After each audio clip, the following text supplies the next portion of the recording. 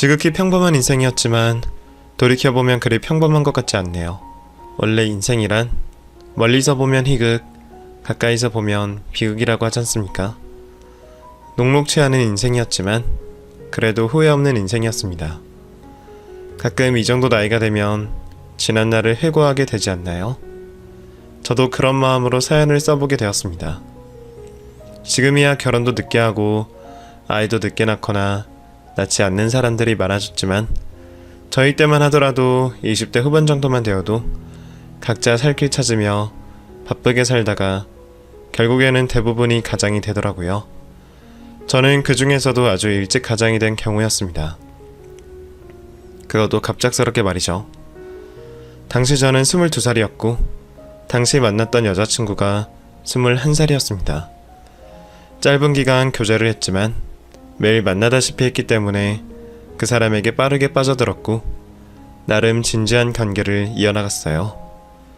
저에게는 첫연애였고 첫사랑이었으니 얼마나 우여곡절이 많았겠습니까? 매일 만나다 보니 잘 안 맞는 부분도 보이고 말다툼하기도 하고 서로에게 실망하기도 하면서 연애를 이어나갔어요. 그러다가 그 여자의 이별 통보로 헤어지게 되었죠. 그때는 하늘이 무너지는 줄 알았습니다. 마시지 않던 술도 마시며 그녀를 잊어보려 노력했지만 잘 되지 않았어요. 그리고 며칠 후 그 여자가 저를 찾아와 이런 말을 건네더라고요. 나 몸이 좀 이상해. 왜? 어디가? 그냥 몰라. 평소랑은 달라. 평소랑은 어떻게 다른데? 불안해. 나 임신인 것 같아. 그 말을 듣자 그 여자를 데리고 산부인과에 달려갔고 결국 임신이 맞다는 소리를 듣게 되었네요. 그때의 감정은 뭐랄까, 당황스러움, 갑작스러움, 얼떨떨함, 그리고 두려움이 컸던 것 같습니다. 저도 많이 어렸고 군대조차 다녀오지 않은 애송이나 다름없었으니까요. 병원에서 나온 후 저는 그녀에게 이렇게 말했습니다. 어떻게 하고 싶어? 모르겠어. 그녀는 울기만 했고 저 또한 그녀의 어깨를 감싸며 생각이 많아졌습니다. 그렇게 일주일 정도가 지났을까요? 각자에게 생각할 시간이 필요했습니다. 그것도 아주 신중하게 말이죠. 어떻게 보면 미래가 달린 일이고 현재의 상황이 완전히 뒤바뀔 수도 있는 상황이었기 때문에 충분히 생각할 시간이 필요했습니다. 그때는 어렸기 때문일까요? 앞날에 대한 두려움보다는 그녀를 사랑하는 마음이 훨씬 더 컸고 건강한 신체로 뭐든 할 수 있겠지 하는 자신감이 마구 샘솟았습니다. 그래서 저는 결심했습니다. 그녀와 아기를 책임지기로요. 서둘러 꽃다발과 반지를 사며 프로포즈를 준비했고 근사하진 않지만 소박하게나마 그녀 앞에서 무릎 꿇으며 간청했습니다. 우리 결혼하자. 행복하게 해주도록 내가 노력할게. 비록 지금은 가진 거 하나 없고 배운 것도 없지만 우리 가족만큼은 충분히 책임질 수 있어. 날 한번 믿어보는 게 어때? 우리가 잘할 수 있을까? 자신이 없어. 그냥 아기만 잘 지켜주면 돼. 나머지는 내가 알아서 잘할게. 우리 부모님께는 어떻게 말하지? 그것도 내가 알아서 할게. 나 무서운데? 마음의 안정이 우선이야.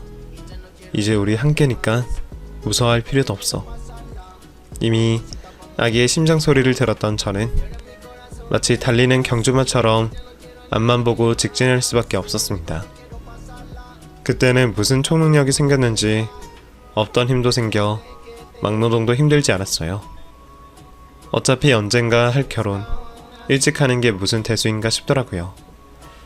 가장 큰 난관이었던 그녀의 부모님 또한 나름 순조롭게 넘어갔습니다. 저희 굳은 의지를 보시더니 이렇게 말씀하셨습니다. 이미 엎질러진 물이고 속에서 천불이 나지만 어쩌겠나. 자네 진짜 우리 딸 평생 책임질 수 있어? 네, 약속드릴 수 있습니다. 한 번만 믿어주시면 제가 증명해내겠습니다.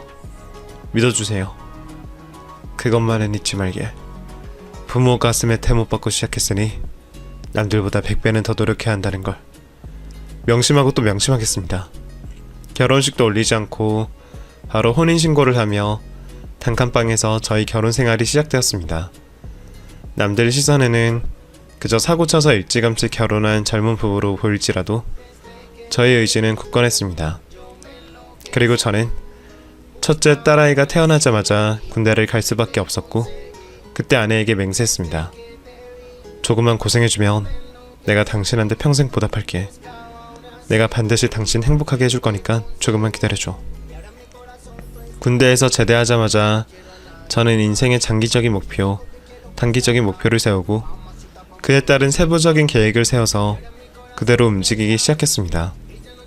그럴싸한 경력도 학위도 없었던 제가 할 수 있는 거라고는 몸쓰는 것밖에 없었습니다.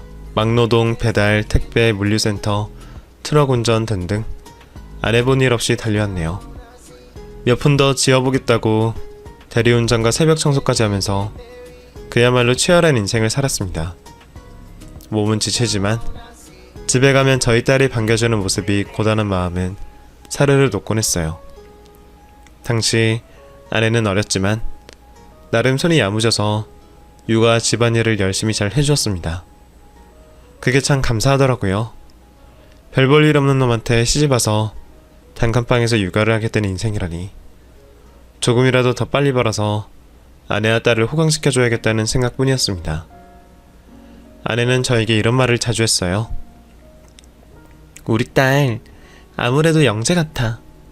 당신 닮았으면 똑똑하겠지. 진짜야. 아무래도 크게 될 사람 같아. 그래서 말인데 우리 딸 학원 좀 일찍 보낼까봐. 벌써? 애가 아직 어린데? 말도 마. 주변 엄마들 보면 지금부터 가해 붙이더라니까. 영재 딸 두고 뒤처질 순 없잖아. 그래, 내가 일을 좀 더 하면 되지. 우리 딸이 훌륭하게 클 수만 있다면 내가 뼈가 으스러져도 상관이 없다고. 딸이 암산을 곧잘 할 때마다, 다른 나라 국기를 보고 수도를 달달 외울 때마다 저는 힘이 나는 것 같았습니다. 그렇게 저희는 첫째 딸과 3살 터 어린 둘째 딸을 낳았고 내 가족이 되어 화목하고 단란한 가정을 이루며 살았습니다. 단칸방에서 투룸으로, 투룸에서 10평대 아파트로, 거기서 그럴싸한 20평대 아파트로 이사를 갈 땐 눈물이 나더군요. 내가 이렇게 잘 살았다. 손에 쥔 거 하나 없이 딸 둘을 잘 키워냈다는 생각에 스스로에게 상을 주고 싶을 지경이었습니다. 피부는 검어지고 주름이 들어갔지만 행복했습니다. 저희 두 딸 자랑을 하자면 첫째 딸은 공부를 꽤 잘하는 편인데 아빠 힘들까봐 사교육을 거부하고 인터넷 강의로 공부를 줄곧 하던 아이였어요. 학원을 보내주겠다, 가해를 시켜주겠다 해도 아빠, 나는 혼자서 공부하는 게 편해서 그래 하며 저를 안심시키더라고요. 그럴 때마다 애가 너무 빨리 처리된 게 아닌가 싶어 마음이 아팠지만 또 한편으로는 그게 너무너무 고맙더군요. 딸을 참 잘 키웠죠. 그리고 저희 둘째 딸은 참 밝고 명랑합니다.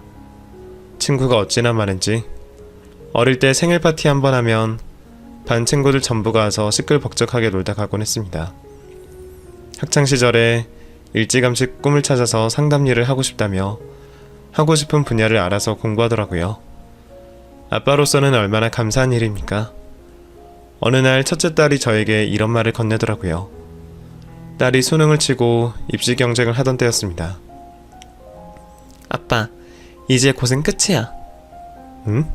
그게 무슨 말이야? 그동안 나 때문에 돈 버느라 고생했잖아. 이제 쉬면서 취미생활 하시라고. 아빠는 그걸 고생이라 생각하지 않았어. 보람이고 행복이지. 이제는 내가 알아서 가회하면서 학비 벌게. 그리고 저에게 의대 합격증을 딱 내밀더라고요. 지금도 그때를 생각하면 가슴이 벅찹니다. 내가 해냈구나. 우리 딸을 훌륭하게 잘 키워냈구나 싶어서 눈물이 막 나더라고요. 첫째 딸을 얼싸안고 어찌나 울었는지 모릅니다. 그렇게 첫째 딸이 의대에 합격하고 20살이 되던 1월 1일 아내와 저는 오붓한 저녁 식사를 하며 간만에 여유를 느꼈습니다. 저는 아내에게 그동안 고생 많았어 하며 손을 붙잡았고 아내도 이런 말을 하더라고요. 이제 여한이 없어. 당신도 고생 많았지. 젊은 나이에 배우고 싶은 거 배우지도 못하고 우리를 위해 일만 평생 했잖아. 솔직히 당신 없었으면 나는 첫째 키울 용기도 낼 수 없었을 거야. 어때? 이만하면 괜찮은 신랑 아닌가? 괜찮고 말고 이제는 진짜 믿음직스러워. 우리 오랜만에 술이나 한잔 할까? 그때는 알지 못했습니다. 그날 아내의 술 조정으로 충격적인 사실을 알게 되리라는 것을요. 간만에 기분 좋게 술을 마셨더니 한 잔 두 잔 술술 들어가더라고요. 아내도 저와 같은 마음이었는지 속도를 맞춰가며 같이 마셨습니다. 원래 아내의 주사는 취하면 자는 것이었거든요.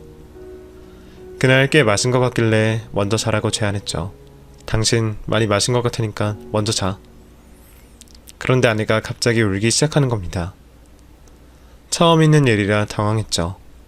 미안해 여보. 계속 미안하다는 말만 되풀이하는 아내를 보며 처음에는 그냥 의미 없는 주정인 줄로만 알았습니다. 하지만 그 다음 말을 듣고 제 귀를 의심했습니다. 뭐가 미안하다는 건데? 내 딸, 첫째 딸 키워줘서 너무 미안하다고. 그러니까 그게 뭐가 미안한데? 내 딸인데 내가 키우는 게 당연한 거잖아. 그게 아니니까. 답답한 소리 하지 말고 제대로 말 좀 해봐. 당신한테는 정말 미안한 마음뿐이야. 내가 무슨 할 말 있겠어. 내가 죽을 때까지 잊지 못할 거야. 당신 뭔가 나한테 미안할 일이 있어? 솔직히 말해봐. 말하면 당신이 날 용서해 줄 거야? 어떤 말인지 들어보고. 당신은 나 절대로 용서 못할걸? 그러니까 용서 못할 짓이 뭔데? 뭐냐고 묻잖아. 우리 첫째 이씨가 아니라고. 뭔 소리야? 미안해. 진짜 미안해. 똑바로 말 안 해? 무슨 말도 안 되는 소리야. 그렇게 아내는 한참을 울다가 지쳐 잠이 들었습니다. 기분이 이상하더라고요. 아내는 여태껏 저에게 그런 술주정을 한 적이 없었습니다. 취중진담이라는 말도 있지 않습니까? 그리고 첫째 딸 얘기만 주구장창 반복하며 저에게 미안하다고 하는 게 영 찝찝했습니다. 잠도 오지 않고 심장이 두근거려 밤을 꼴딱 새고 말았어요. 다음날 숙취에 겨우 눈을 뜬 아내가 저를 보더니 움찔하더라고요. 아마도 부분적인 건 기억이 났나 봅니다. 여보, 안 잤어? 내가 잠이 오게 생겼어? 당신이 그런 말을 내뱉었는데? 일단 나 물 좀 마시고. 얘기부터 해. 답답해 미치는 줄 알았다고. 어제 하려던 말 여기서 빠짐없이 얘기해. 안 그러면 내가 어떤 짓을 할지 모르니까. 오랜 시간 동안 망설이던 아내는 긴 한숨을 내뱉더니 저에게 아주 충격적인 이야기를 꺼내놓았습니다. 솔직히 숨기려면 숨길 수 있었어. 하지만 이런 식으로 당신한테 말하고 싶지 않았는데 어제는 내가 좀 많이 마셨나봐. 그래, 나 당신한테 숨기고 있는 게 있었어. 아무래도 당신이 모르는 게 낫겠다고 생각했고, 그래서 당신한테 더 잘했고, 죄책감 때문에 더 노력한 것도 있어. 하지만 이제 첫째도 성인이고 둘째도 곧 성인이잖아. 솔직할 필요가 있겠다 생각했어. 우리 첫째 딸 당신 아이가 아니야. 그게 무슨 말이야? 말 그대로 다른 사람의 아이란 뜻이야. 나는 그걸 애가 커가면서 알았고, 크면 클수록 그 사람 얼굴이 묻어나더라. 부정하고 싶어도 부정할 수 없을 만큼. 그러니까 당신 그때 남의 애를 가지고 나한테 찾아와서 내 애라고 거짓말을 했다는 거야? 그때는 정말로 당신 아이인 줄 알았지. 낳고 기를 때까지도 긴가민가 했어. 그런데 애가 사춘기가 오니까 알겠더라. 점점 닮아가더라고. 그놈이 누군데? 말할 수 없어. 나 미치는 꼴 보고 싶어? 당장 말해. 어서. 여보, 일단 나랑 얘기 좀 해. 말 안 하면 내가 알아낸다. 한수씨 기억나? 한수라는 놈은 제가 몇 번 이름을 들었던 인물이었습니다. 20대 초반 시절 다같이 어울리던 그룹 중 그놈이 있었고 아내도 있었죠. 나중에 듣기로는 아내의 첫사랑이니 어쩌고 했지만 과거는 과거일 뿐이니 그러려니 넘겼습니다. 제가 결혼하자마자 먹고 사는 게 바빠서 모두 연락이 끊겼고 제 인생에서 지워진 사람들이었어요. 그런데 그놈이 제 딸의 친부였다니 이게 무슨 말도 안 되는 상황입니까? 그러니까 당신은 나랑 그놈 동시에 양다리 걸쳤던 거야? 한수씨가 먼저였어. 당신 만나기 전에 잠깐. 그러다가 당신이랑 뜸했을 때 잠깐 만났던 것 뿐이고. 나를 속였단 말이야? 딱 하루였어. 그게 그렇게 될 줄 몰랐다고. 그러니까 누가 친부인 줄도 모를 정도로 양다리를 걸친 거네? 그때 기억나? 우리 많이 다퉜었잖아. 헤어지기도 많이 헤어졌잖아. 따지고 보면 양다리는 아니야. 정말로. 그걸 말이라고 해? 그럼 나는 그놈 친자식을 20년 넘게 키운 거네? 하늘이 노래지고 마음이 무너져 내리는 기분. 그때 처음으로 느꼈습니다. 그날 저는 이성의 끈을 놓고 말았고 집안을 초토화시켰어요. 아내는 고개를 숙이고 가만히 있다가 잠잠해지자 밖으로 나가더라고요. 어디 가냐고 더 대화를 하자고 붙잡을 수도 없었습니다. 모든 게 드러난 이 시점에서 아내에게 더 묻고 싶은 것도 따지고 싶은 것도 없었어요. 그저 제가 못난 사람이라 이렇게 살아온 것 같아서 가슴이 답답할 뿐이었습니다. 딸의 잘못이 아닌 걸 누구보다 잘 알고 있었어요. 하지만 딸의 얼굴을 맞이할 자신이 없었습니다. 그 익숙하던 얼굴이 한순간에 새롭게 다가올 것 같아서 두려웠고 힘들었습니다. 결국 저는 출장을 핑계로 며칠간 밖에서 지냈어요. 입맛도 없고 일도 손에 잡히지 않았습니다. 오랜 고민 끝에 저는 오래된 핸드폰을 찾아 20대 초반 시절 알고 지냈던 한 친구에게 연락을 했고 만나자고 했어요. 혹시나 내가 모르는 그런 일들을 알고 있을까 싶어서요. 결혼 후 한 번도 만나지 못했던 그 친구를 만나러 가는 날 어찌나 긴장이 되었는지 모릅니다. 분명 저는 어색한데 그쪽은 저에 대한 안부를 아주 잘 알고 있더라고요. 잘 지냈냐? 물리일하고 있다는 얘기는 들었는데 거기 요즘 상황 안 좋지 않냐? 아무튼 딸 의대 들어간 거 축하한다. 내 소식을 알고 있네. 너는 일하느라 바빴겠지만 네 와이프는 우리 모임이 종종 오곤 했어. 근데 오늘 어쩐 일이냐? 네가 연락을 다 하고? 너의 솔직한 말이 듣고 싶어서. 무슨 말? 한수라는 놈이랑 우리 와이프 둘이 어떤 사이인지 넌 알고 있지? 그랬더니 꿀먹은 벙어리처럼 가만히 있더라고요. 어떻게 말을 해야 할지 몰라서 멈춰있는 것 같길래 제가 먼저 운을 띄웠습니다. 내 첫째 딸이 그 자식 딸이라는데 넌 뭐 알고 있는 거 없냐? 그럼 말도 안 되는. 그래, 진짜 말도 안 되는 일이지. 그래서 너를 찾았어. 내가 오죽하면 나를 붙잡고 물어보겠냐? 너는 한수라는 놈이랑도 친구니까 뭔가 알 거 아니야. 진짜 내가 남의 부부 사이에 끼는 것 같아서 난감하긴 한데 나도 가끔 너가 알고 있나 궁금할 때가 있었거든. 너무 당당하게 만나고 다니길래. 뭐? 만나고 다닌다고? 지금도? 몰랐구나. 언제부터? 한수 그놈이 한 번 갔다 왔거든. 걔도 결혼 생활할 때는 연락 뜸하더니 이혼하고 나서 다시 친구들한테 연락을 돌리더라고. 그러다가 뭐 둘이 다시 연락이 닿아서 눈이 맞은 건지 어쩐 건지 모르겠는데 둘이 같이 있는 거 종종 목격했어. 아마 꽤 된 것 같은데 다들 시시하는 분위기더라. 그때 그런 일을 벌인 것도 모자라서 현재까지 진행 중이라는 사실에 저는 분노가 치밀어 올랐습니다.